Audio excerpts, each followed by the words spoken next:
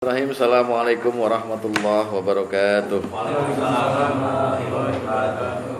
Alhamdulillahirabbil alamin. Wassalatu wassalamu ala asyrofil anbiya'i wal mursalin wa ala alihi wa sahbihi ajmain. Qala Allah Ta'ala fi kitabil karim wa astaqul qailin a'udzubillahi minasyaitonir rajim. Wa litukmilul iddata wa litukabbirullaha ala ma hadakum wa la'alakum tashkurun.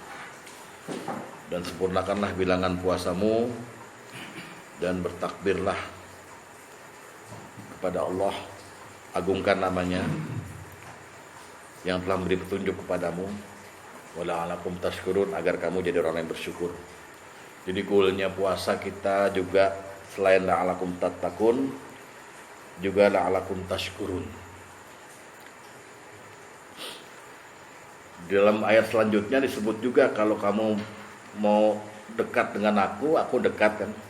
Maka berdoa padaku la'allahum yarsudun, agar kamu selalu dalam kebenaran.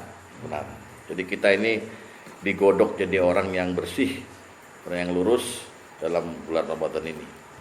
Yang masuk nanti sahur ke 26, kita udah selesaikan ke 25. Nambah syukur. Harus nambah bersyukur. Banyak orang mandek di hari ke-10, hari ke-11, hari ke-12 gara-gara meninggal dunia, dapat musibah, tangkap polisi, segala macam. Jadi ibadahnya terganggu. Kita tenang aja ini, masih sempat sahur, walaupun buka cuma pakai gorengan doang. Syukurin semuanya. Apa yang kita dapat itu kita syukuri sebagai kebaikan dari Allah yang luar biasa.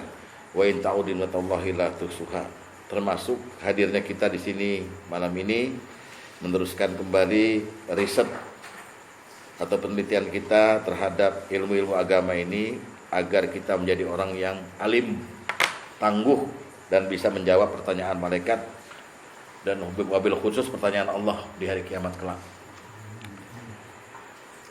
Kata Allah, min ilmika, tentang ilmumu kamu sebarkan apa tidak? Itu pertanyaannya. Jadi kalau Bapak udah dibekalin, saatnya kesempatan waktu ditanya begitu, bilang sama Allah, yang saya pelajari begini ya Allah. Dan kesimpulan akhir dari kita belajar ini setelah kita nanti mau mendekati kematian adalah shadaqallahul adzim. Allah maha benar lah. Ya, jadi jangan ragukan agama inilah. Ya, sekarang kita memang lagi masa-masanya berkabung ya Islam ya, luar biasa. Tapi harus ada segelintir orang di antara kita ya yang tetap memegang Islam itu sampai mati. Dan minimal anak-anak kita tahulah agama ini ya. Insya Allah Allah beri pertolongan. Pertolongan Allah udah dekat nih ya. Nggak apa-apa, di zaman Nabi lebih gila lagi dari ini. Di zaman-zaman Nabi-Nabi berdakwah diapakan, kalau kita kan dilemahkan aja Islam ini sekarang ini ya. Jadi kita juga perlu introspeksi, jangan-jangan kita termasuk orang yang golongan al-wahan. Kata Nabi kan nanti ada kamu itu direbutin sebagai kayak makanan gitu loh.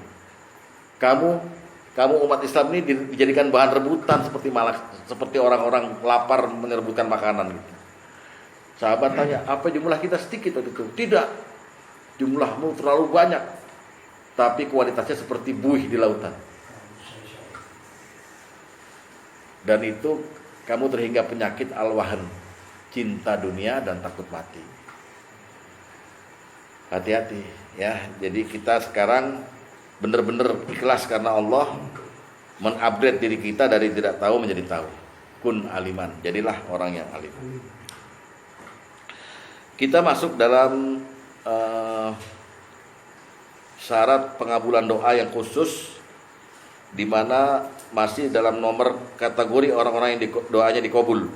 Kemarin sudah sampai musafir kan? Berarti kita masuk ke dalam golongan orang-orang yang dikabul doanya adalah orang-orang yang bebas dari sihir dan riba.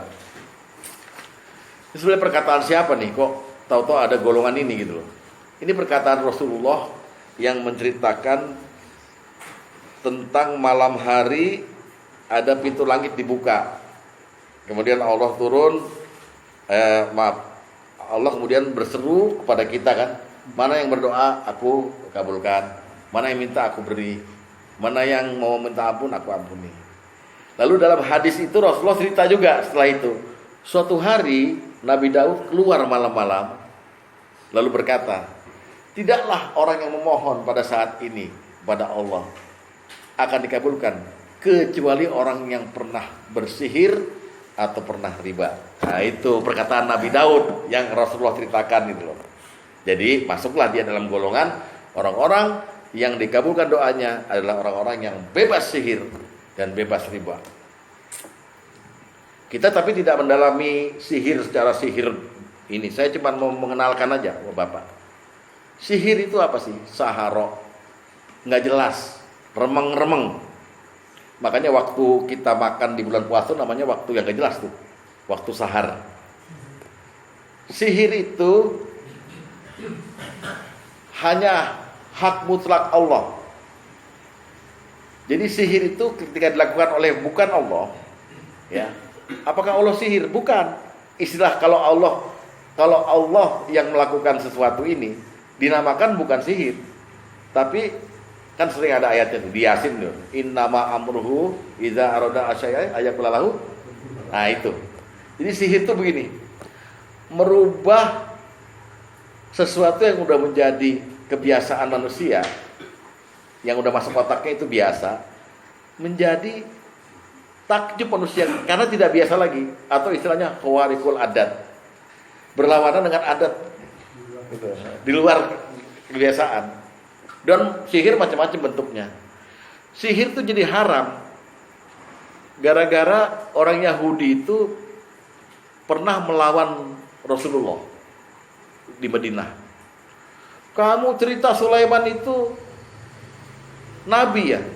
Dia itu tukang sihir, kata orang Yahudi. Dia itu Sulaiman itu tukang sihir karena dia bisa bepergian ke utara dan ke selatan, ke timur, ke barat dengan angin. Jadi keyakinan orang Yahudi ketika Islam turun di zaman Rasulullah adalah Sulaiman bukan nabi. Sulaiman adalah tukang sihir. Lalu turunlah ayat Al-Baqarah 102 mengatakan Sulaiman tidak kafir. Sulaiman tidak berbuat sihir. Setan-setan itulah yang berbuat sihir. Gitu ceritanya. Allah bantah sendiri. Sebagaimana sihir yang pernah dilakukan oleh dua malaikat Harut dan Marut di negara Babilonia. Jadi ini ayat itu menceritakan dua tempat sebetulnya. Satu, Sulaimannya dibantah oleh Allah bahwa dia tidak sihir. Yang kedua, sihir pernah dilakukan, diajarkan oleh dua malaikat. Yang malaikat Harut Marut ini menurut cerita Israiliyat, dia tuh ngiri lihat manusia. Kok bisa bersenang-senang begitu? Lalu minta pada Allah supaya dijadikan manusia. Makanya ada hadis tuh, hadis ngetop nih Ibnu Hibban nih. Ayyakuna malaikatu innal malaikatu ayyakuna. Pokoknya malaikat tuh kepengen jadi manusia. Ya itu maksudnya nyindir Harut Marut. Diterjunkanlah dia jadi manusia ke muka bumi, dibekali ilmu. Tapi sebelum dia ngajarin ilmu ini, ilmu sihir nih Harut Marut nih, dia selalu bilang, "Kami ini hanya ujian loh. Pakai ilmu ini dengan benar, jangan kafir ya." Gitu. Karena ilmu sihir yang benar itu gini, bisa melengketkan suami istri atau memisahkan. Nah, ini masuk dalam ilmu sekarang namanya pengasihan. Kalau dalam lagu dangdut jaran goyang tuh. Ya kan, jaran goyang, itu ilmu sihir itu sebetulnya. Jadi ilmu sihir yang paling top yang bisa kemudian membuat orang linglung lah. Orang akhirnya melihat sesuatu yang tidak biasa gitu. Adalah ilmu yang ditiupkan oleh tukang-tukang sihir itu kepada orang lain. Dan ilmu sihir ini ujian bagi manusia. Karena siapa yang bisa sihir luar biasa, Pak. Pasti pengikutnya banyak. Dalam zaman modern ini tukang sihir itu dinamakan magician atau illusion. Kerjanya ngibul. Iya dong, pakai trik doang kok. Bisa terbang. Siapa namanya? No, udah bro, nontonnya nih itu doang, hadis nggak hafal lo, nontonnya sulap mulu. Makanya jangan jawab, jebakan Batman. Ya, dalam tradisional biasa, teluh, gendam, pelet. Yang intinya adalah bagaimana merubah orang itu khawarikul adah tanpa harus memakai prosedur yang resmi. Kalau bapak mau sama perempuan kan ngelamar dulu, nikah. Ini enggak, bikin dia senang dulu. Maka ambil bantal dia yang biasa dia pakai, ya usahakan Anda diludahin sama dia, misalnya begitu. Ludahin, cek, taruh di sapu tangan sama bantalnya, malam tidurin. Buduhun, kudusun, apa segala macam bacanya. Besok dia langsung datang nyerahin diri. Itu sihir. Hampir sama mahabah ya? Pengasihan, mahabah. Mahabah itu pengasihan. Dan itu nggak boleh dilakukan oleh manusia. Jadi siapa-siapa bapak di antara bapak yang dulu istrinya yang sekarang itu hasil pelet, minta maaf pak, minta maaf buru-buru. Dan bapak doanya nggak dikabul karena pernah sihir. Jangan, ya karena as-sihir atau alif lam ya, al-sihir gitu ya. Itu nggak buat perempuan itu sebenarnya nggak manjur. Yang manjur al-fulus. Ya, ya. Dia bilang kan, kasih sayangmu aku terima, tapi kasih duitku dong, gitu kan. Kasih sayang berbanding dengan kasih duit. Jadi begitu, sihir itu jadi haram. Nabi Sulaiman sendiri dalam kisah Israiliyat yang saya nggak bawakan hadis dari sini, itu difitnah sebetulnya oleh jin-jin itu. Jin-jin itu kan dikuasai oleh Sulaiman dengan izin Allah. Bayangin ada di surat As-Saba digambarkan jin-jin itu adalah jin-jin yang ahli yang ikut dia tuh. Jin-jin yang bisa menyelam cari mutiara, bangun istana dalam sekejap, bikin gentong-gentong yang buat apa? Buat sop itu, buat kalau buat kuali lah, buat masak itu segede Senayan gitu loh. Ini tuh jin yang buat semuanya gitu. Tapi mereka tersiksa di bawah Sulaiman. Diperintah oleh Sulaiman atas izin Allah. Jadi seolah-olah gini loh, Allah melemahkan jin di hadapan Sulaiman, melemahkan angin di hadapan Sulaiman. Semua jadi lemah dengan adanya Sulaiman. Oleh sebab itu jin-jin itu kemudian bersekutu. Kemudian semua kitab-kitab jin itu, ya, itu kan sihir-sihir semua itu dipelajari lagi sama jin-jin itu, gitu. Karena melihat Sulaiman kok ilmunya gawat ini. Tapi kitab-kitab itu kemudian disita oleh Nabi Sulaiman, ditaruh di bawah singgasananya. Selama dia masih hidup, mana ada yang berani ngambil. Begitu dia meninggal, wafat Nabi Sulaiman, Raja Jin Ifrit itu ngambil semua, bilang sama orang-orang, nih bacaannya Sulaiman, makanya dia hebat katanya. Itulah yang diyakini Yahudi sebagai Sulaiman tukang sihir. Difitnah. Oleh sebab itu kemudian dibantah oleh Allah. Al-Baqarah 102. Coba buka dulu. Al-Baqarah 102. Al-Baqarah 102. Hah? Dengan? Iya. Iya begini namanya ngajar siapa dulu. Awas lu terkenal lagi. Dan mereka, ya, maksudnya mereka itu golongan setelah Sulaiman wafat, mengikuti apa yang dibaca oleh setan-setan pada masa kerajaan Sulaiman. Dan mereka mengatakan bahwa Sulaiman itu mengerjakan sihir. Wa ma kafaru Sulaiman. Ini Allah yang bilang. Padahal Sulaiman tidak kafir. Ya. Walakinna Sayyitina ya. Sayyitina kafaru yu'allimunan nasi sihru.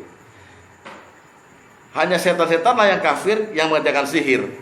Mereka mengerjakan sihir kepada manusia dan apa? Nah, ini kemudian sampai situ titik di Sulaiman dan sama seperti yang dikerjakan oleh dua orang malaikat di negeri Babylon, Harut dan Marut namanya.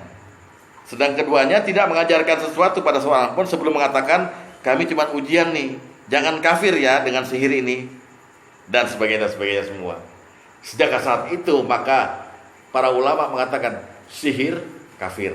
Rasulullah mengatakan sihir adalah satu dari 7 dosa yang membinasakan, ya kan? Syirik, ya kan?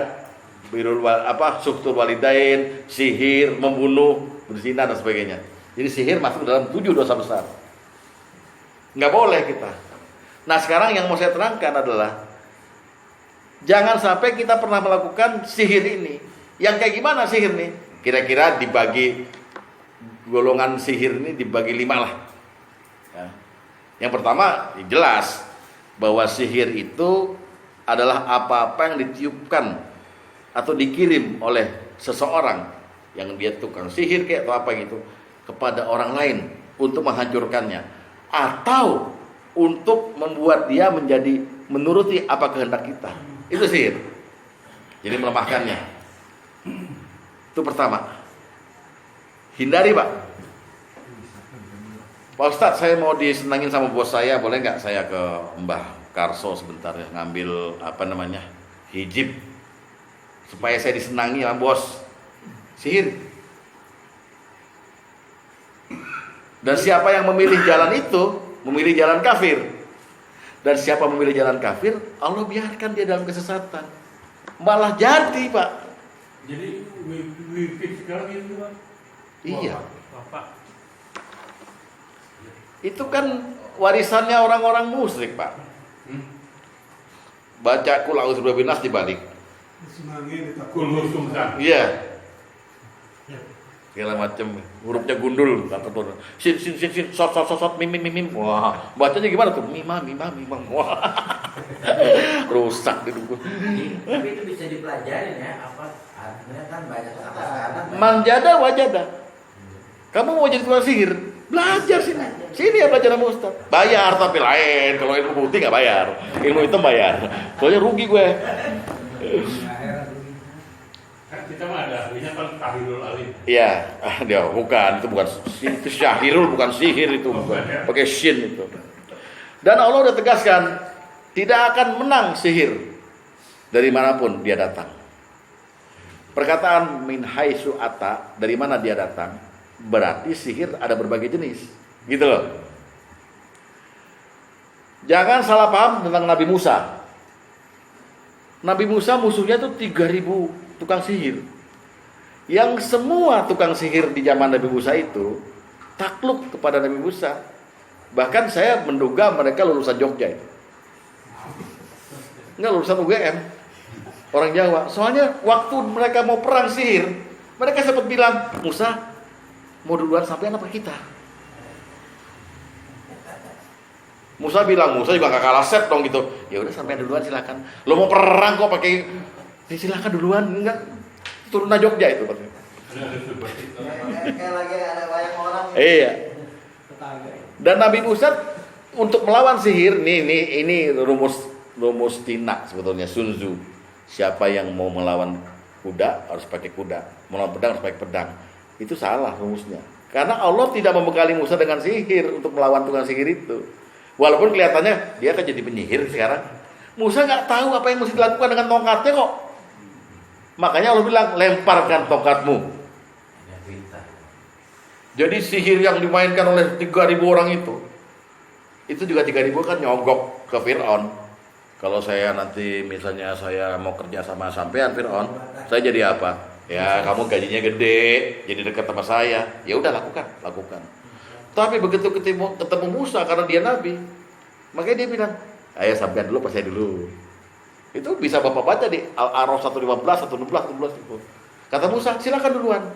Tapi begitu datang semua sihirnya itu, Musa bingung, ketakutan. Allah tegur, lempar itu tongkat. Karena tidak akan menang sihir dari manapun dia datang. Gitu perkataan itu. Jadi Musa, kamu saya kasih mukjizat yang mengalahkan sihir. Bukan kamu pakai sihir untuk ngalahin sihir. Salah teori Cina tuh. Ya, jadi ada nabi yang berhubungan dengan sihir itu ya Nabi Sulaiman dan Nabi Musa. Tapi mereka tidak melakukan. Mereka diberi bekal oleh Allah. Jadi orang-orang kayak kita itu nggak bisa dapat mujizat. Bisanya dapat karomah atau kemuliaan. Dan itu nggak bisa Bapak setel. Dapat ya tiba-tiba. Karomah itu pertolongan Allah yang luar biasa. Segala macam itu dapat. Kadang-kadang karomah ini bentuknya kok buat orang-orang beda gitu. Ini orang mungkin ini kali ya, wali kali gitu. Nah, dianggapnya begitu. Karena khawarikul adah. Tapi jarang orang seperti itu. Karena dia nggak bisa setel sendiri. Nah, kalau untuk calon nabi namanya irhas. Sama juga seperti sihir. Contohnya yang dilakukan oleh Nabi Isa. Nabi Isa tuh lupa baru sebulan umurnya, digendong, pulang dia. Lalu orang-orang semua bilang sama Maryam, bapakmu tuh bukan orang bangsat, ibumu bukan pelacur. Kenapa kamu melahirkan anak? Kok gak ada bapaknya? Maryam gak bisa jawab. Ditunjuk bayinya. Bayinya bilang, aku ditunjuk sebagai seorang nabi oleh Allah. Aku zakat, aku sholat. Bayi umur sebulan. Kalau bapak nemuin bayi sebulan begitu, kabur bapak. Wah, pocong ya kan. Zaman dulu langsung, oh ini irhas, mujizat calon nabi. Nah kalau mujizat nabi setelah jadi nabi di umur 20, Nabi Isa diberi mujizat yang sesungguhnya, ngidupin orang mati. Semua khawarikul adah. Orang mati itu di kitab perjanjian lama tuh namanya Lazarus. Udah mati 1300 tahun. Nabi Isa panggil doang dia di kuburannya. Lazarus, hidup. Hidup. Ya, jadi begitu. Sihir itu begitu, Pak. Di luar kebiasaan. Itu haram dilakukan oleh manusia. Nggak boleh. Nabi Muhammad pernah disihir. Pernah digendam namanya dia apa nih? Diteluh. Dan yang nyembuhin langsung yang Allah lewat Jibril. Saya ruqyah kamu. Waduh, tuh ruqyahnya Jibril tuh begitu. Atas izin Allah. Jadi beliau pernah. Beliau linglung. Lalu ada 2 malaikat datang ke kepalanya bilang, ini orang sakit apa? Dia disihir oleh ini bin ini. Sihirnya pakai media apa? Pakai media. Jadi Rasulullah pernah nyisir, rambutnya tuh diambil, dicuri. Terus ditaruhin apalah kalau sekarang kain kafan segala macam, taruh di sumur. Bener dicek situ ada itu rambutnya. Jadi zaman Rasulullah udah ada begitu. Kalau zaman sekarang bapak masih pakai, bapak orang kuno. Terus saya di rokok, wuduhun. Terus ada cewek ngikut dia ke rumah bapak, tapi dapat ijazah dulu dari saya. 3 juta lah, ya. Nggak bisa langsung aja. Ya, jadi makanya orang yang pernah berurusan dengan sihir itu sama dengan bapak kalau jadi ustadz nanggung lah, yang dipanggil karena ada kesurupan. Nah, begaya kan? Wah, ini dari laut nih. Dari laut. Pencet jempolnya tuh cewek kan. Pet gitu. Kata ceweknya, sakit tau, bego. Nah, itu kejadian Pak di sini. Orang Aceh.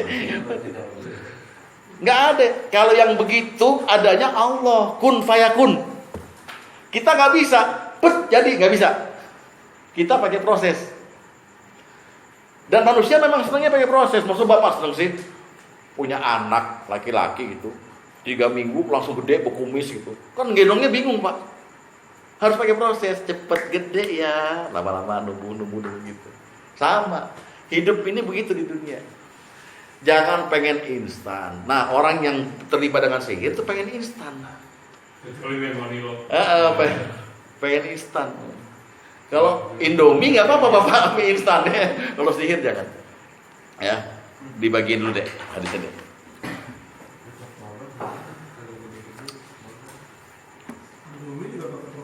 Iya maka.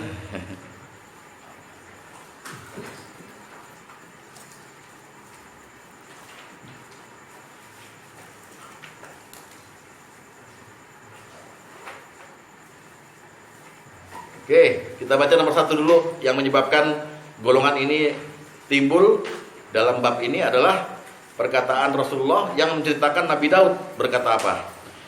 Dari Utsman dia berkata, aku mendengar Rasulullah SAW bersabda, sungguhnya pada malam hari terdapat satu waktu yang pintu langit-langit dibuka, kemudian Allah pun menyerukan, adakah orang yang meminta sehingga aku memberikannya? Adakah orang yang berdoa hingga aku mengabulkan doanya? Adakah orang yang meminta ampunan hingga aku mengampuni dosanya? Sesungguhnya pada suatu malam, nah Rasulullah meneruskan ceritanya. Sesungguhnya pada suatu malam Nabi Daud keluar seraya berkata, La yas'alullaha azza wa jalla ahadun syai'an illa a'tahu illa an yakuna sahiran au asyara. Asyara itu riba ya maksudnya. Tidaklah seorang meminta sesuatu kepada Allah azza wa jalla melainkan dia akan memberikannya kecuali bagi seorang yang melakukan sihir atau pemakan riba. Nggak akan dikabul doanya. Udah Pak, itu dari zaman Nabi Soleh itu sih riba. Kaum Aikah, ya kan? Dari zaman Nabi Soleh. Nah, sekarang bagaimana Ustadz kalau saya dulu pernah riba, pernah sihir, udah bertobat? Nggak apa-apa, dikabul doanya. Yang nggak dikabul doanya berkekalan di dalam sihir dan riba, demen, nggak mau keluar dari lingkaran itu. Nah itu baru. Jadi ini akidah Pak ya. Kalau sihir akidah, kalau riba itu keyakinan bahwa sebetulnya riba juga nantinya akhirnya ujung-ujungnya ke sihir juga sih gitu ya. Tapi nanti saya terangkan. Oke? Sekarang kita lihat apa aja sihir yang dilarang itu. Ya. Satu adalah tadi tuh santet, teluh, pelet, gendam, pengasihan dan pesugihan. Kayak gitu-gitulah. Itu sihir yang dilarang pertama. Ya, santet, teluh yang memakai memakai medianya nggak jelas Pak. Jadi bapak datang ke kiai lah di Kerawang gitu. Kiai, ini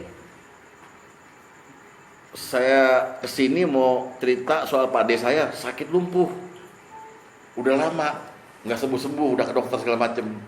Lalu kiainya bilang bawain ayam hitam, ayam putih, ame gula Jawa, ame ini deh, ayam lengkoas segala macam, kopi. Ini malu mau dagang lu bawa kelontong semua. Itu syarat. Nah udah nggak jelas tuh Pak, udah nggak jelas. Karena ntar ujung-ujungnya vonisnya dibilang itu pade ente diteluh sama orang, ente mau balas nggak? Kan gitu. Nah Rasulullah pernah diginiin. Karena Yahudi itu terkenal dulu sihirnya, satu. Kedua adalah satu yang kita sampai sekarang masih ada, namanya ain. Ain itu sihir dari mata. Beberapa orang dari kita punya mungkin. Jadi kalau Bapak ngomong sama orang, Bapak liatin aja terus. Orang itu pada akhirnya nurut sama Bapak. Nggak usah baca apa-apa, liatin aja. Itu harus dimiliki oleh mubalik Pak sebetulnya, untuk mengendalikan massa kan, iya kan? Kita lihat itu.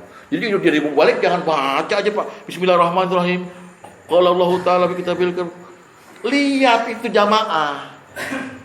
Lihat supaya tahu bahwa ilmu itu terserap gitu loh. Nah, itu termasuk dari bagian ain. Tapi itu bukan sihir. Jangan bilang itu tukang sihir, jangan gila. Lo yang gila ya. Jangan dibelokkan ke situ gitu. Makanya kalau hafalan dikasih nggak begini.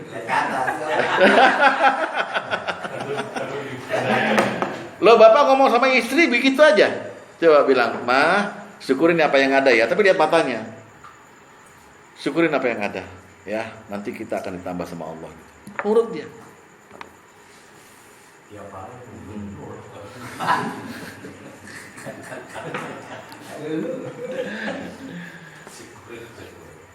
Kata istri, itu alasan orang susah. Tiap hari suruh bersyukur, alasan doang lo. Apa bedanya sihir sama hipnotis?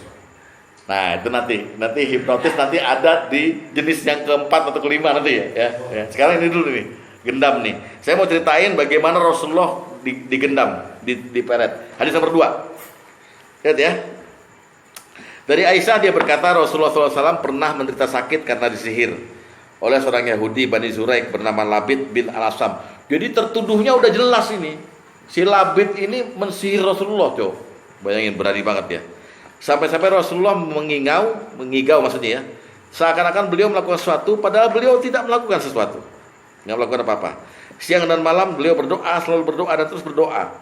Hingga satu ketika beliau berkata, "Wahai Aisyah, tahukah engkau bahwasanya Allah telah memberitahukan padaku tentang apa yang aku mohonkan padanya?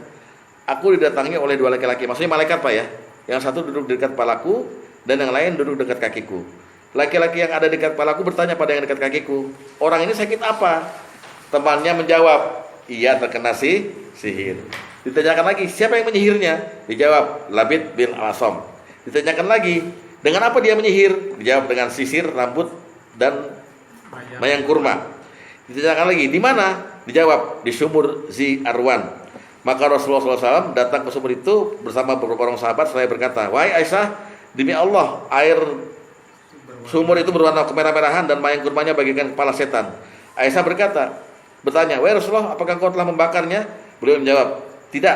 Yang terpenting, Allah telah menyembuhkanku. Aku tidak suka membalas kejahatan orang lain. Oleh karena itu, aku berperintahkan untuk menguburnya saja. Maka peralatan sihir itu langsung dikubur. Jadi nyata, medianya nyata, tapi akibatnya kacau. Orang lihat Rasulullah. Kayak gini lah, kayak Bapak pernah ini nggak? Dulu zaman tahun 80-an ada pil anjing atau pil yang pakai tai kebo tuh. Tuh udah minum itu satu, itu dia, gue pulang ya, tapi jangan di tempat terus Pak.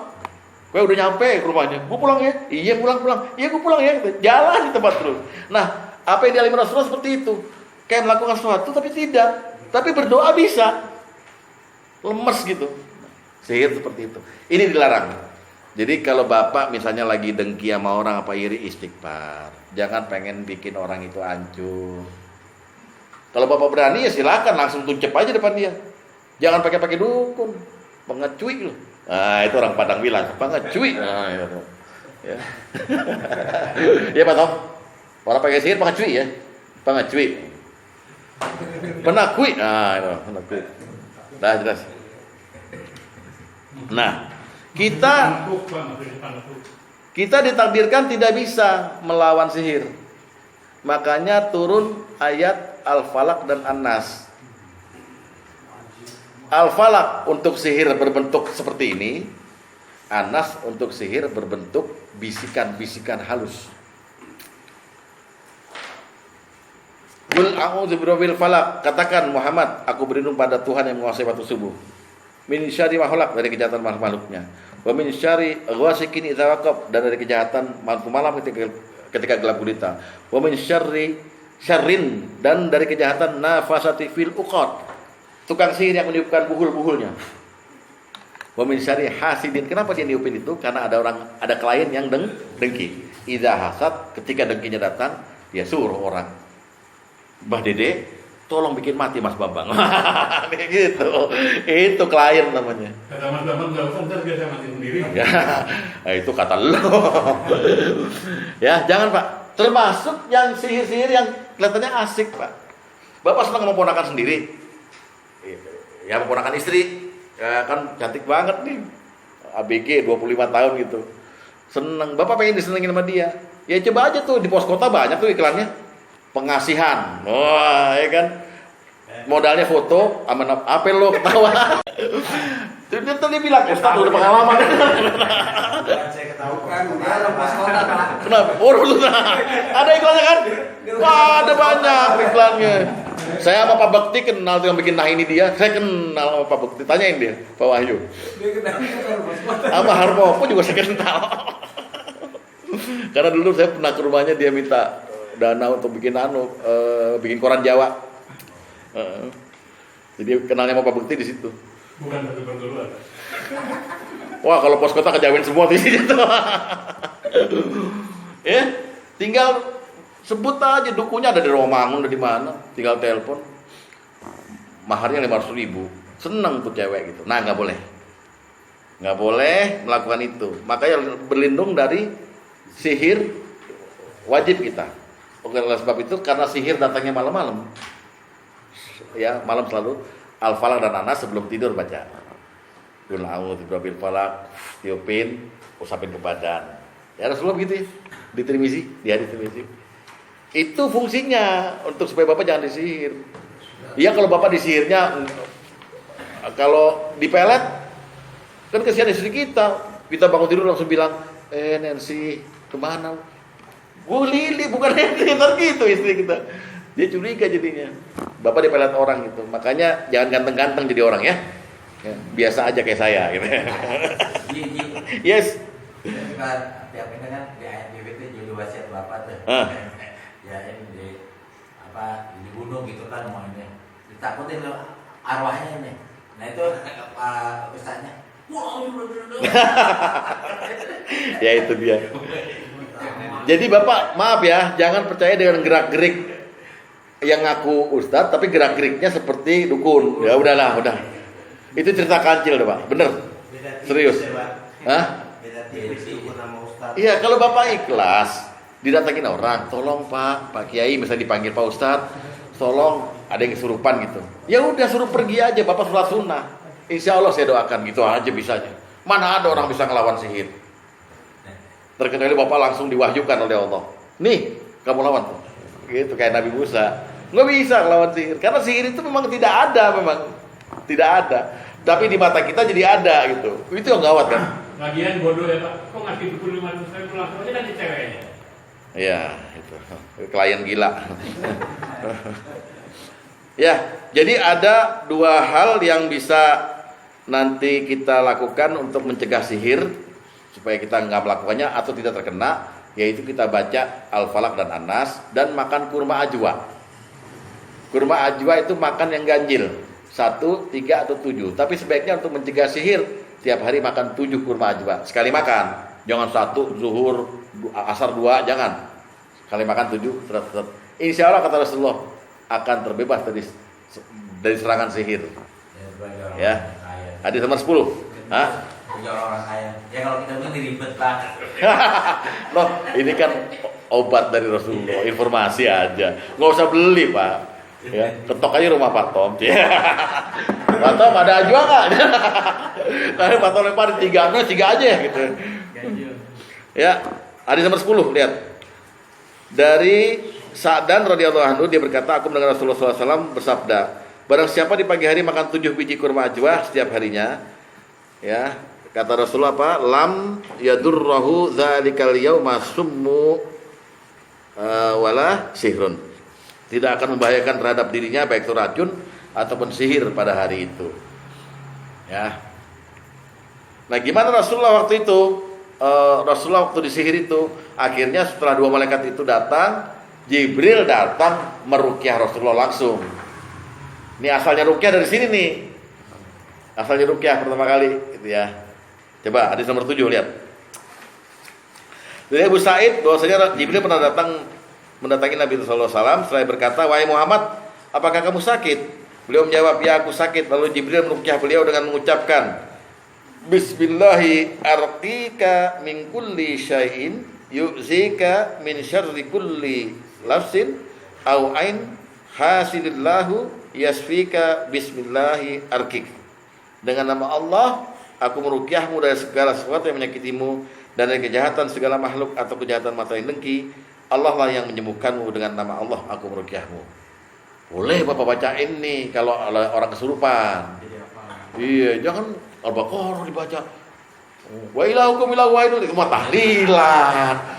Lo gimana? Terkopi keluar lagi. Lirik kemudian. Nunggu amplop ini. Baca ini karena Jibril baca ini.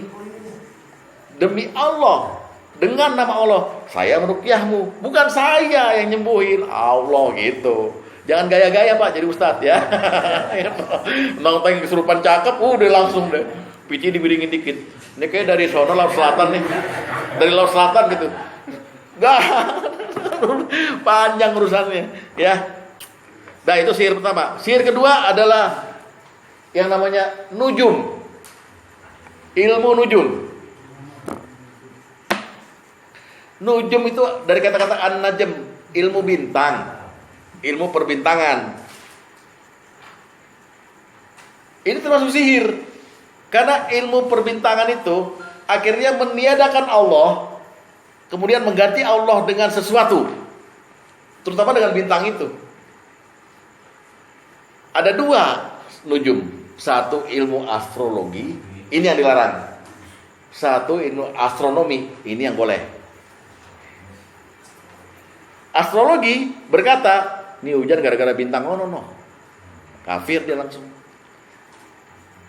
Atau astrologi bilang, nasibmu seperti ini karena bintang, kamu lahir di bintang ini.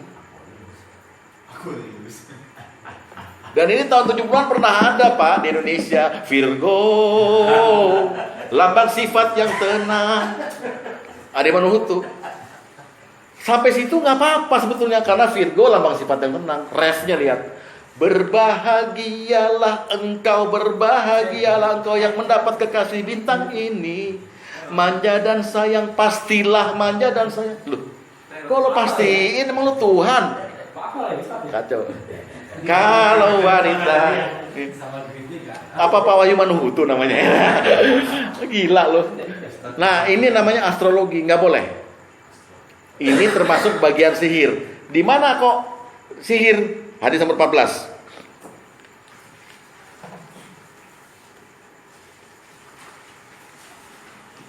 Dari Ibnu Abbas dia berkata, Rasulullah SAW bersabda, barang siapa yang mengambil ilmu nujum perbintangan, lihat baik-baik, ya, X tabasa syu'batan min sihir. Berarti dia telah mengambil satu cabang dari ilmu sihir yang selalu bertambah selagi dia menambah. Dan inilah yang menakjubkan dari yang namanya nujum. Bapak lihat tuh di Femina majalah Hai, ada kan Aquarius sampai apa? Terakhir bintangnya. Pokoknya dari Desember sampai itulah. Oh, Scorpio, keuangan. Lagi apa? Jodoh. Dia lagi angkat-angkat apa? Dan bener ternyata orang yang baca, iya gue lagi putus sama pacar gue. Itu sihir. Karena memang kejadian bener. Kalau dia Libra, dia pemarah. Bener, orang Libra pemarah gitu. Nah kita yakin itu sama dengan meniadakan Allah. Itulah sihir. Paham ya? Ustadz apa dukun ya? Nggak boleh. Jadi sihir yang pertama, sihir yang diaktifkan. Sihir yang kedua, sihir dengan keyakinan. Sihir, kok bener kejadiannya tak begitu. Ramalan bintang tuh bener gitu loh. Capricorn keuangan lagi oke-oke aja. Ih bener gue dapet THR nih. Wah, pas bener lu. Kombinasi itu bukan kombinasi, Mas, ini improvisasi. Hadis nomor 5. Astronomi tadi belum jelas. Belum, ini astrologi. Masih nujum. Iya.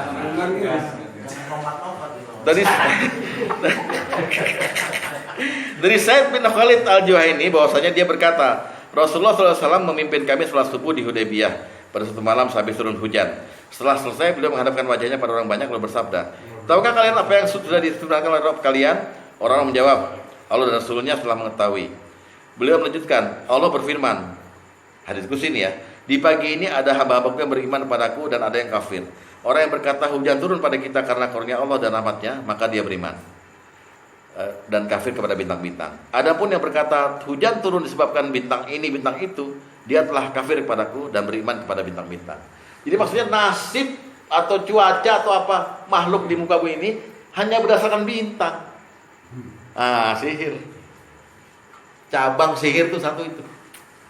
Nggak boleh. Termasuk tanda-tanda bisa misalkan mendung misalnya mau hujan. Nggak apa-apa kalau itu, nggak apa-apa. Mau mendung Iya. hujan nih, kafir loh. Ini yang bilang Kagak jadi hujan, kafir. bulan Desember yang berperang gitu. Cacat akidahnya kan. Biasanya kalau mendung gini mau hujan. Tapi yang nggak boleh adalah gitu. Matahari terang hujan, ada Cina mati. Tersinggung Cina, tersinggung. Masih hidup dibilang mati. Paham ya? Nelayan mau Hujan panas. Wah ini Ilmu falak bukan ilmu falak. ini. Masih gitu juga. Astronomi nggak apa-apa. Astronomi akhirnya menghitung peredaran semua benda langit. Matahari, Yasin kan bilang dan matahari dan bulan gitu sesuai dengan manzilahnya sendiri gitu. Dihitung tahun, hitung semua, bahkan bisa petunjuk arah bagi orang yang berlayar tuh. Oh itu bintang Azura berarti itu selatan, itu utara berarti ini begitu. Belum ada kompas dulu kan? Gitu. Udah ada kompas saya tenggelam tuh KRI Nanggala 402, ya kan? Beda sama menentukan juga menentukan bulan puasa gitu. Beda. Itu masuk astronomi. Iya, nggak apa-apa, bukan sihir. Jangan buru ini Mas. Bulan puasa. Buka Al-An'am ayat 97. Surat 6 ayat 97. Dia mau batas tidak isbat. Ayat 97. Bang Aman dibaca Bang Aman. Ini namanya astronomi itu ini.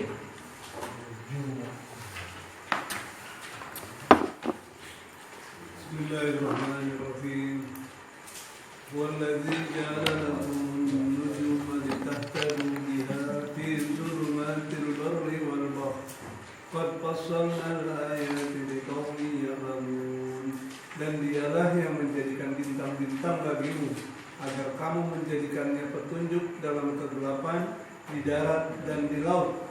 Kami telah menjelaskan tanda-tanda kekuasaan kami kepada orang-orang yang mengetahui. Nah, ya, ini boleh nih. boleh dipanggil. Kalau ini boleh ya? Boleh. Boleh, iya. Yang layang-layang itu. Iya, oh nih. Oh, ini mau musim ini. Udah jangan melaut dulu kalau lihat bintang. Ya, jelas ya. Ketiga, yang termasuk sihir adalah perdukunan.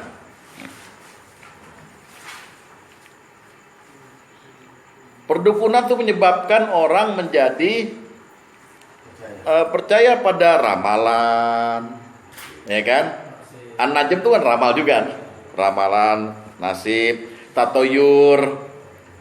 Udah dicicak jatuh dari sini tadi nih, yang mati siapa nih habis ini kan? Ada gigi atas mesti dibuang ke bawah, gigi bawah mesti dibuang ke atas. Oh, itu banyak kejadian. Anak perawan jangan duduk di pintu. Oh. Betul tuh gitu. Iya, nggak laku katanya.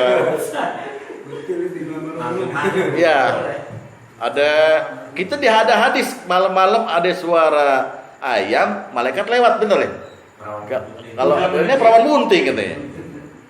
Kan bertentangan banget sama Islam itu. Jadi sesuatu yang tatoyur itu dijauhi, ya. Dukun itu nggak boleh. Lihat hadis nomor 12.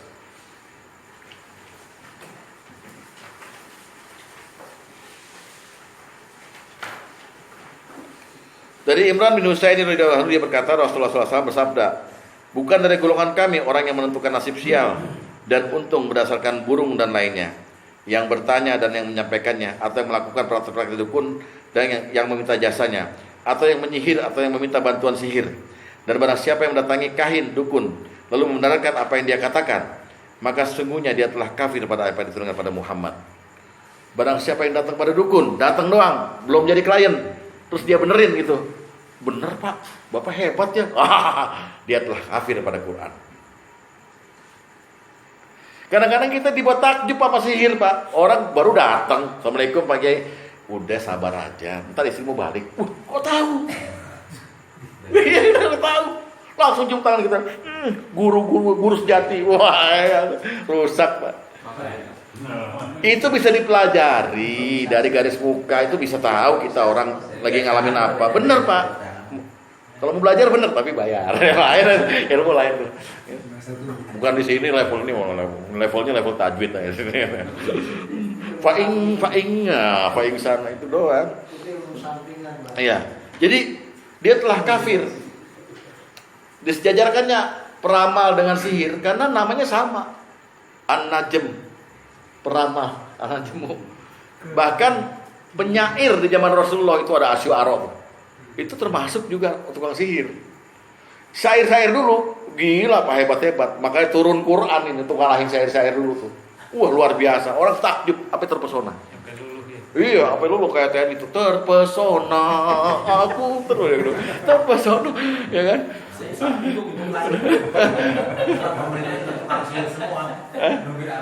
Iya. Ramalan cuaca hujan tapi nggak hujan lah kalau bakal. Ya. Kalau Bapak sempat datang ke dukun untuk nanyain, "Mbah, gimana nih kok barang saya hilang? Saya sih udah ikhlas aja tapi istri saya nggak ikhlas. Motor 2, Bah, sama sapi 3," kayak gitu. Bapak cuma tanya doang, datang gitu. 40 hari sholat tertolak.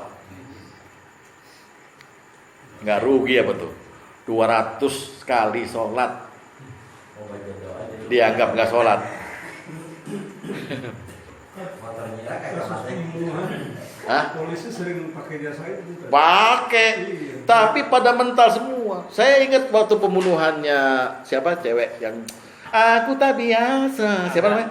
Ada di Hotel Matraman. Lu kok tahu ada? Lu bini Nabi siapa aja coba? Gua nyesel jadi asisten.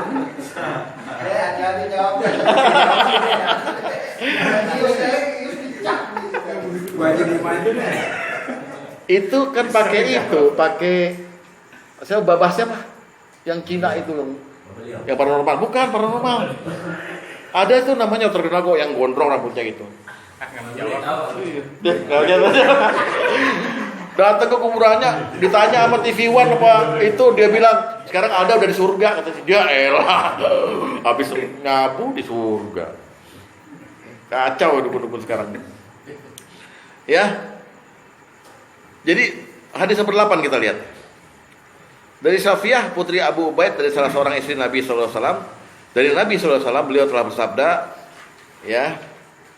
Man aqa arrafan fasa'alahu an syai'in lam tuqbal lahu salatun arba'ina lailah. Barang siapa mendatangi juru ramal kemudian dia bertanya sesuatu padanya, maka salatnya enggak terima selama 40 malam. Dihitung enggak salat selama 200 kali salat, enggak salat ya. Sedangkan 1 kali salat Bapak sengaja meninggalkannya, itu rantai dari neraka jahanam itu ditaruh di mulut Bapak, ditarik dari dubur sampai ususnya kocar-kacir. 1 kali, dan itu dilakukan 80 hukum, 80 tahun atau 80.000 tahun di neraka. Krok. Nah, 2 kali sholat 160.000 tahun. Pusing-pusing loh. Nah, ini 200 kali nggak sholat. Ya. Jadi hati-hati dengan produk sihir ini. Juga termasuk tatoyur. Hadis nomor 11.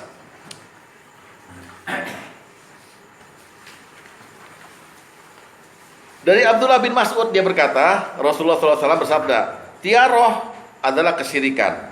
Jadi dia disamakan dengan sihir ya. Tiaroh adalah kesyirikan. Tiaroh adalah kesyirikan. Dan setiap kita pasti pernah mengalaminya, tapi Allah akan menghilangkannya dari kita dengan bertawakal. Tiaroh, kan itu asalnya gini, tatoyur itu kan burung artinya. Toir burung. Dulu zaman di Mekah, Nabi baru jadi Nabi 3-4 tahun. Orang-orang datang berhaji. Tapi berhaji itu jadi kayak transit kayak Singapura itu Mekah.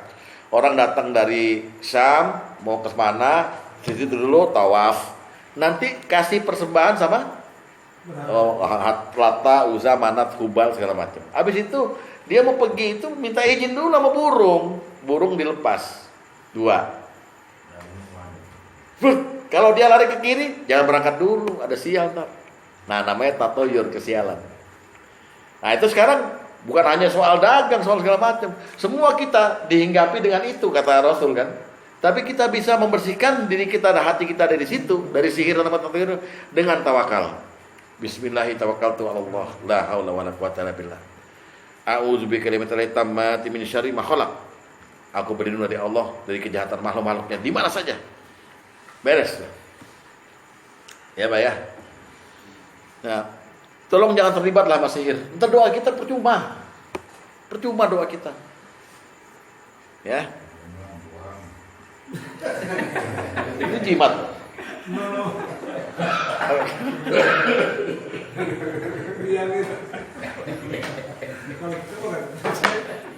Nunjuk ikan ya.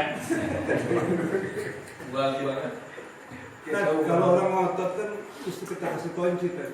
Ngotot tapi kadang-kadang benar gitu kan.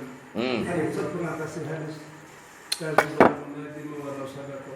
Gitu kalau kasih ini. Kadzabal munajimu walau sadaku. Rasulullah. Karena Siti Aisyah sendiri yang bilang, kok benernya orang itu ngomongnya gitu loh. Kayak tadi polisi kan kadang-kadang nemu kan. Iya. Sebetulnya ilmu itu bisa dipelajari Pak. Tetapi Bapak tidak boleh menyampaikannya di depan umum. Untuk konsumsi Bapak sendiri. Misalnya beginilah, ada anak hilang. Bapak berdoa pada Allah, tunjukkan di mana anak itu. Dan ada juga hadisnya doa untuk barang hilang atau orang hilang. Kalau baca ini dengan ikhlas katanya bisa ditunjukkan di mana gitu. Jangan jadiin pameran itu. Kita nggak ada pendapatan. Hah? Bukan ditunjukkan lagi, dituntun sampai ketemu di rangkas. Makanya kalau kita caranya lain. Dengan begitu lalu kita kasih sesuatu yang sifatnya majas pada orangnya gitu. Di utara kali, coba cari deh gitu. Jangan terang-terangan. Udah nemu nih saya. Wah, morse. Dari. Secure situ. Wah, nggak boleh. Gaya itu, Pak. Akhirnya kita terlibat sihir gitu. Bisa dipelajari itu sebetulnya. Nyari barang hilang segala macam. Ada doanya semua. Nggak perlu persoalannya kita ikhlas apa enggak. Hah? Kalau diketahui dulu anak hilang tuh di bawah kontak wewe, otak apa tapi otomatis pun ini. Saya tuh kelas 4 SD kan udah di musola tidurnya, Pak, di Ben Hills tuh. Suatu hari saya tidur situ karena ya mau subuh langsung gitu. Habis sisa udah situ, udah jadi orang tua. Subuh jam 4 lebih, jam 3 saya terbangun, saya udah di dalam beduk. Tapi apa itu sihir? Siapa tahu teman-teman aja yang mindahin gitu. Jadi kalau kita hubungkan sama itu gampang. Semua kejadian ini, oh begini. Termasuk begini. Seseorang kecelakaan, kita bilang ente kurang sedekah, jangan, nggak boleh, itu tafuyur. Yang benar adalah kebalikannya. As-shadaqatu tanfa'ul bala. Sedekah mencegah bala. Itu yang benar rumusnya. Jangan dibalik. Nggak boleh ngaku muhalafah gitu. Nggak boleh dong. Apalagi dengan menuduh begitu. Ntar orangnya minder jadinya. Gimana mau sedekah gue? Makannya pakai gaplek mulu kan gitu. Pakai tempe mulu. Ya gitu. Seperti itu contohnya. Ya. Udah, makanya diem bagus lah. Diem lebih bagus. Kecuali yang di sini, dua nih, jangan diem loh. Asisten diem.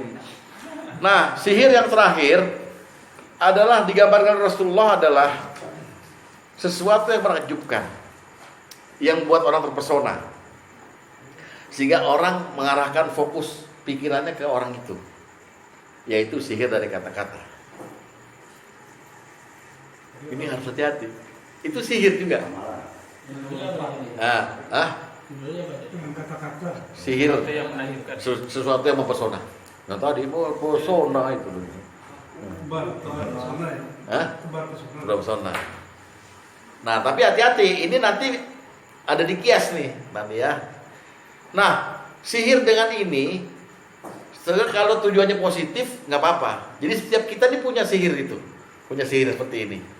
Dengan kepandaian berbicara, akhirnya orang bisa terfokus pada kita semua. Itu sihir kata Rasulullah. Sesungguhnya di antara perkataan itu adalah sihir. Nggak apa-apa gitu. Tapi yang dilarang, diharamkan, ini kita pakai untuk mempengaruhi orang supaya berbuat kafir.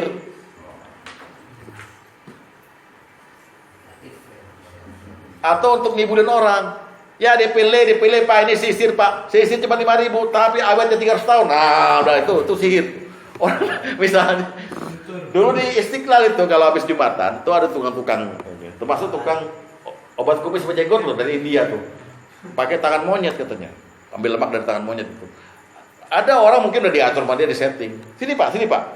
Diituin tangannya. Nih, saya gosok obat, keluar bulunya. Udah selesai gitu orangnya saya lihat terus ke warteg. Saya datengin, lu dibayar berapa lu? Udah nggak ada bulunya. Nah, itu perkataan itu sihir. Karena orang datang semua, DPL ya kan? Iya, termasuk rayuan Pak. Rayuan itu sihir. Kan melakukan maksiat. Iya. Nyata tapi karena sihir. Iya. Sekarang orang pulsa misalnya. Iya. Pulsanya sihir. Ya. Tadi yang sono nanya, ini pulsa sekali doang apa ntar bulanan? Ya harian juga boleh. Iya. Makin ngibul kan? Gitu. Enggak ngomong aja. Hadis nomor 9.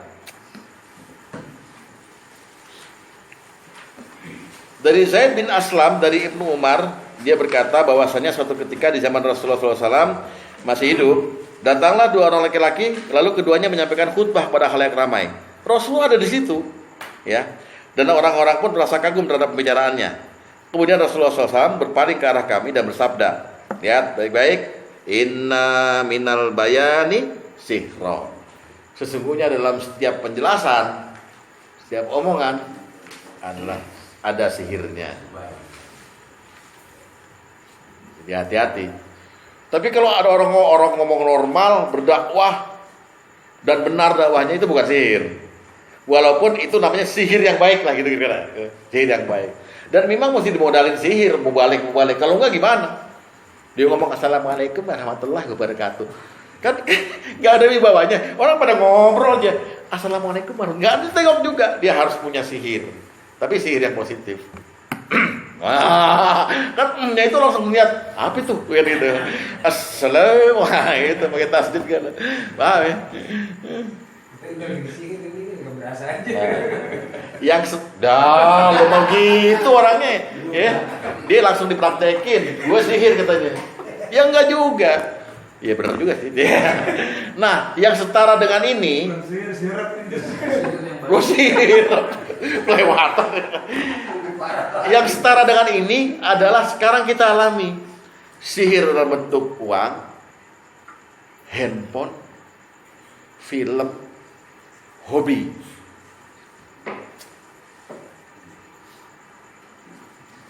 Bapak ketinggalan dompet, nggak apa-apa deh. Tapi ketinggalan handphone, buru-buru balik, Pak, udah sampai HI, balik lagi. Kenapa? Ada si Naoni ntar SMS dilihat sama bini kita. Handphone tuh penting, Pak. Nggak bisa orang nggak pegang handphone. Kecuali yang nggak punya. Tapi Pak Eno udah punya kan? Udah pegang-pegang. Dari YouTube pindah Facebook, dari Facebook pindah Instagram, Instagram pindah lagi WhatsApp, WhatsApp pindah lagi. Quran cuma dilihat sebentar, bismillahirrahmanirrahim. Begitu handphone matanya kayak lihat apa gitu. Itu sihir, Pak. Uang, ada uang abang saya, nggak ada uang abang ditendang. Kita nggak ada uang, tinggal saldo 20.000 di dompet, sama di BCA kira-kira 72.000 gitu. Udah nangis darah, Pak. Hamba termiskin di dunia. Kata siapa lo? Itu uang bikin Bapak menjadi tidak percaya Allah. Paham? Uang, sihir. TV, film, hobi. Coba hobi Bapak apa? Geng motor? Apa? Layangan apa? Kopi bagus. Ya. Kalau kita bilang caye.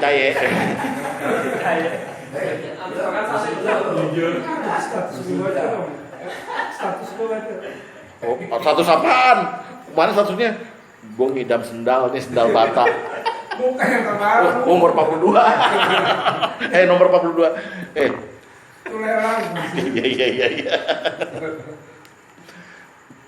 Orang hobi melihara ayam jago. Taruhan sama saya. Dia belum mandi, ayamnya udah mandi duluan. Pagi-pagi dimandiin, dianya masih banyak irernya. Udah mandi duluan ayamnya. Hati-hati, itu sihir itu. Yang melihara ayam gitu. Lebih bukan, ini kan bukan. Dia melihara ayam berdaging. Dibeli sama Herman. Paham ya? Yang setara dengan ini adalah sihir yang di sekeliling kita sekarang ini. Jangan terlena, Pak. Karena bisa membuat Allah cemburu. Nggak enak sama Ikri Nurjana ya? Iya, sekarang nggak, begini aja deh. Berapa huruf yang Bapak baca di WA setiap hari, berita-berita, kemudian Bapak membalasnya, dibandingkan jumlah huruf Al-Quran yang Bapak baca, pasti lebih banyak handphone.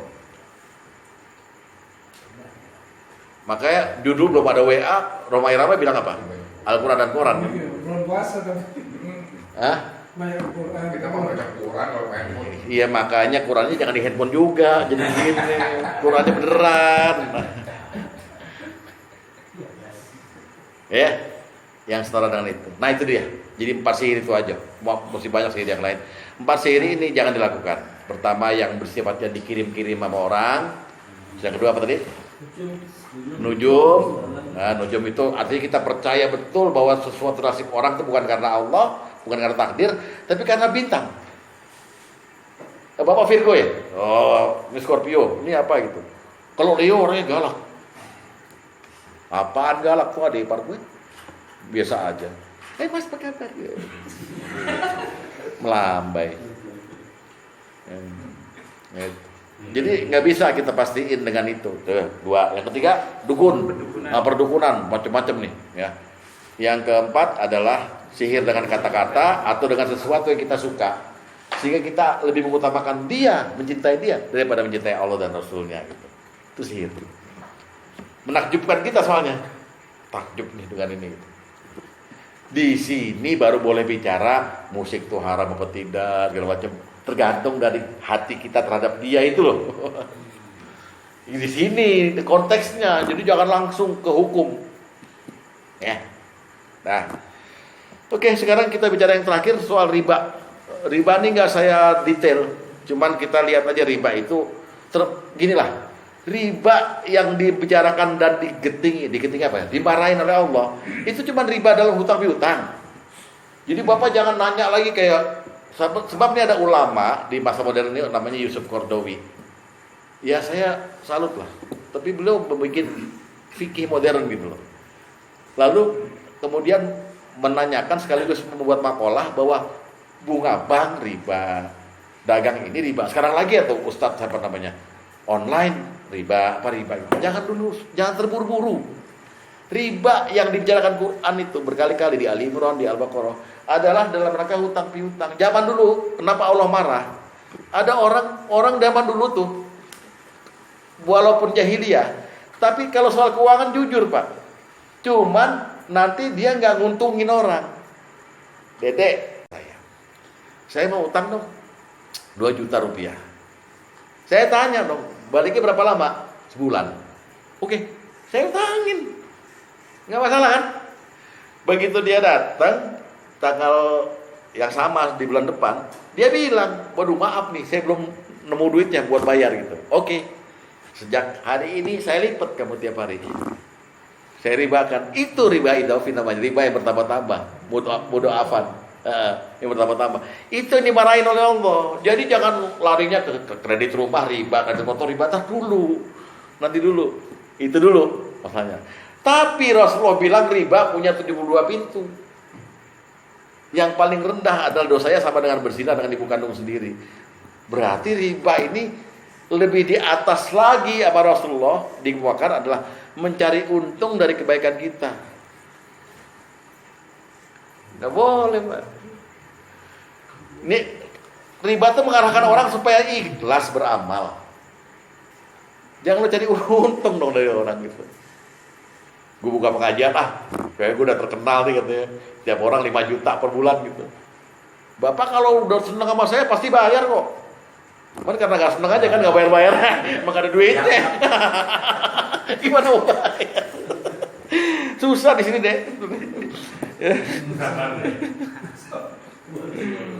Lihat dulu nomor 6, hadis nomor 6.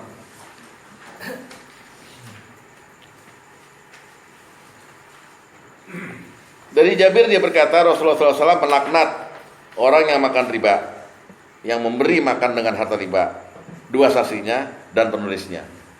Jadi riba ini mengganggu dalam syariat itu adalah karena satu orang yang memakan riba atau melaksanakan riba, maka semua yang mendukungnya dan yang makan hasilnya kena. Lah bayangkan kalau bapak riba sendirian, hasil itu dimakan sama anak gak dikabulin doanya juga. Paham? Kan berat gitu. Jadi membuat orang-orang sekeliling bapak menjadi orang yang tidak dikabul doanya. Mau pakai apa ke surganya? Pertanyaan canggih, gak bisa jawab kan? Geleng-geleng Pak Agus. Dia bilang ustaz profesor nih gitu kan. Gitu Pak. Jadi hati-hati dengan riba. Kebetulan bapak gak bergerak dalam bidang utang piutang. Bilang sekarang, I'm free. Saya free dari riba. Gitu aja. Alhamdulillah. Ini khusus untuk orang renten tuh loh, BK bank keliling tuh loh. Ya tuh. Lebih jahiliyah dari dulu ya. Iya. Depan potong dulu. Orang minjem 10 juta. Ya kan? Baliknya 16 juta. Dikasihnya 8 juta. Kacau nggak? Lebih gila dari zaman Rasulullah. Ya, itu dulu. Makanya ketika udah sampai puncaknya riba diharamkan, masih ada yang melakukan, Allah berfirman dalam Quran, akan diperangi oleh Allah dan Rasulnya siapa yang masih mengambil riba itu. Surat Al-Baqarah 278 dan 279.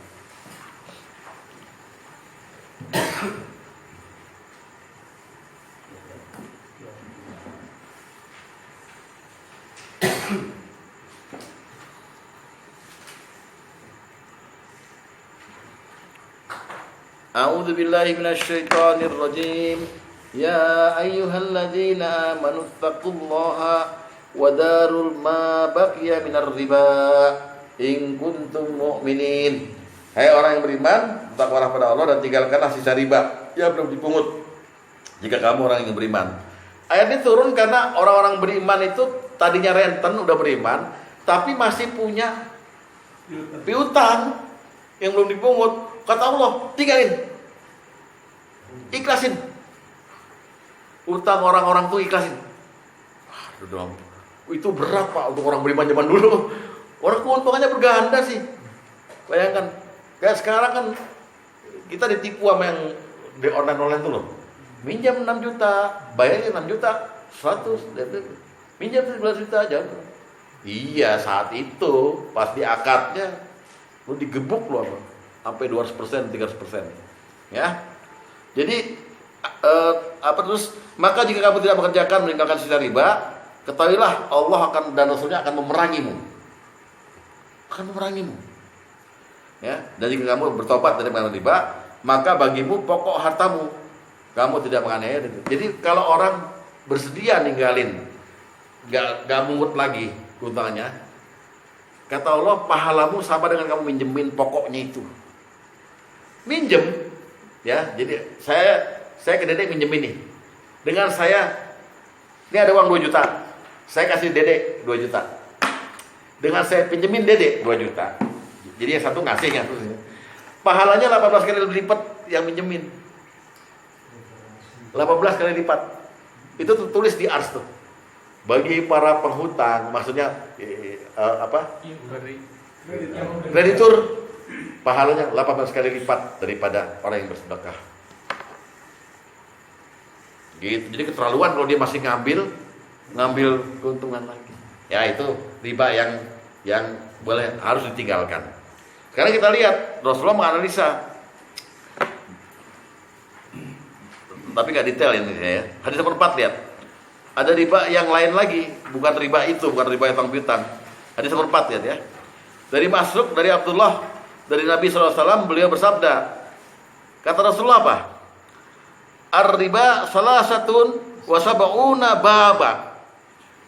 Riba itu punya 73 pintu. Maksudnya niat apa? Riba itu ada di dalam. Jalan menuju ke sana tuh ada 73 macam. Bukan hanya dari utang piutang gitu loh. Dari mana juga bisa disebut riba itu. Tapi sayang disayang, saya cuma nemuin 17. Udah ngubek-ngubek hadis. Jadi ntar aja. Ntar itu gampang dibicarakan lagi. 17. Nah yang terendah, riba yang terendah, dosanya sama dengan menzinai ibu kandung sendiri. Bayangkan tuh Pak, bagaimana riba yang tertinggi yang ngambil untung itu. Jadi hati-hati. Makanya orang riba udah dibilang sama Nabi Daud nggak akan dikabulin doanya. Kecuali kalau dia bertobat ya. Kalau dia bertobat nggak apa-apa. Gitu. Hadis nomor 12. Nomor 13.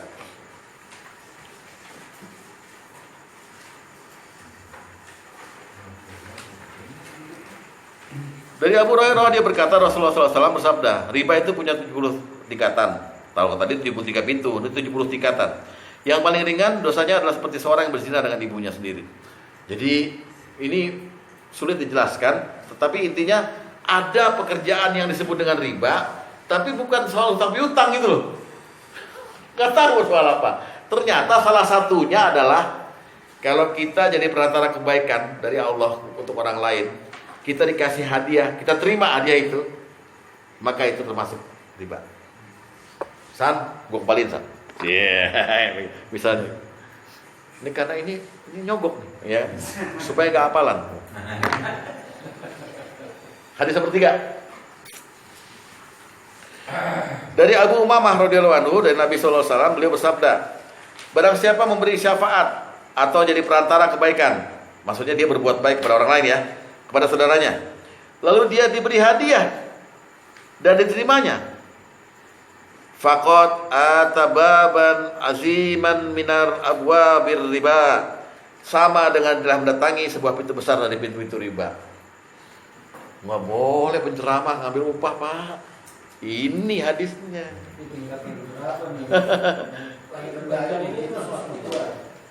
Enggak. Pokoknya kebaikan kan macam-macam. Iya, nolong orang. Tapi ya gini deh. Ada cewek dompetnya jatuh di mall. Udah ngeliat, kita ambil, kita lihat KTP-nya, kita kembaliin. Apa di pikiran Bapak apa? Upah atau jadi pacar dia? Pokoknya ada pikiran begitu ya. Gitu. Riba. Kalau kasus sama S itu gimana itu? Yang mana tuh? Yang tadi itu Nanti di kasus saya itu nomor hadis nomor 3 nih. Kasus yang mana? yang tadi Pak S kan minta cepet tadi nggak minta. Ya itu dia, makanya hati-hati masuk pintu riba. Iya, hati-hati. Kalau Anda dikasih pun, dia ngasih sebagai hadiah, terima. Tapi kan Anda bukan dikasih itu bukan dalam rangka Anda berbuat baik sama dia kan. Anda bekerja punya bos di servis di situ gitu kan. Anda dikasih, terima sebagai hadiah. Kalau kita nolong orang nih, ini maksudnya hadisnya begini loh. Jangan berbuat kebaikan untuk dapatin balasan. Sesuatu lah dipaksa-paksa aja. Hah? Terima aja dipaksa sama kita nolong orang nih. Dipaksa, udah nggak usah. Paksa lagi. Paksa lagi. Wah, gitu. Jadi ada hancur gitu. Misalnya. Lu sih paksa-paksa gue juga. Buat Kalau orang lain paham ini ya, maksudnya arah hadisnya kemana, paham ya? Tapi kok disebut dengan riba? Karena kenapa? Anda jangan ambil keuntungan dari makhluk dengan berbuat kebaikan. Mintalah jasa dari Allah. Kok Ustadz tauhidnya tinggi ya ini? Susah didapat nih Ustadz ini. ceritanya di Indonesia. Ya.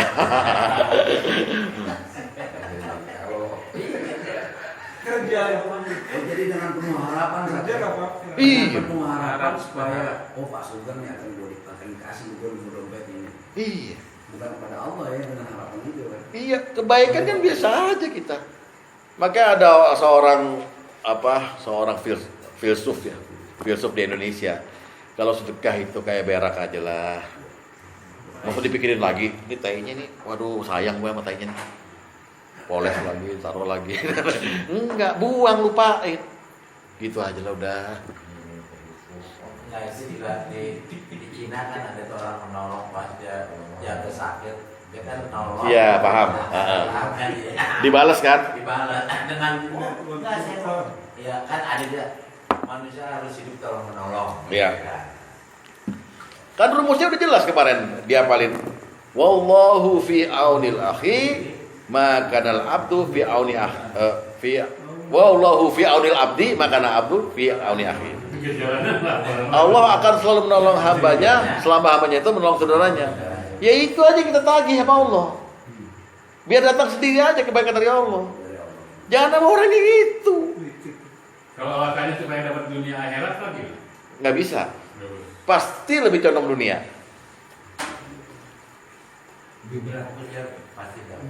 Kalau orang lebih condong akhirat, udah. Inilah ciri khas ahli surga dalam surat Al-Insan ayat 8. Innama nut'imukum liwajhillah la nuridu jazaa'a minkum wala syukura. Orang di surga ntar bilang, dulu kami waktu ngasih orang, kami bilang, kami memberi makan kamu karena mengharap wajah Allah. Kami tidak minta jasa balasan dari kamu, apalagi minta terima kasih. Nehi. Wah, ada nehinya tambahan saya, bukan di Quran, bukan tambahan saya. Paham ya? Al-Insan ayat 8 tadi ya. Jangan dibuka dong, ntar nggak hafalan-hafalan. Tapi emang itu hafalannya. Biar mantep masuk di hati. Jadi sekarang berbuat kebaikan kepada orang itu Jangan mikirin orang itu terima kebaikan kita apa enggak, muji apa enggak, bodoh amat. Jadi ya kalau ini kemarin saya pinjemin orang itu, dia membalikin plus makanan, tapi kita kan nggak ada mengharapkan sesuatu. Nah kalau itu beda. Kalau itu dalam hutang piutang Rasulullah anjurkan. Lebihkan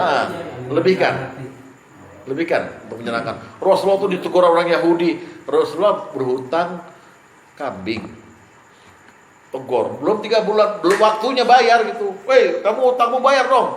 Orang Yahudi kan manggilnya woi aja kayak kang cakwe, woi gitu kan.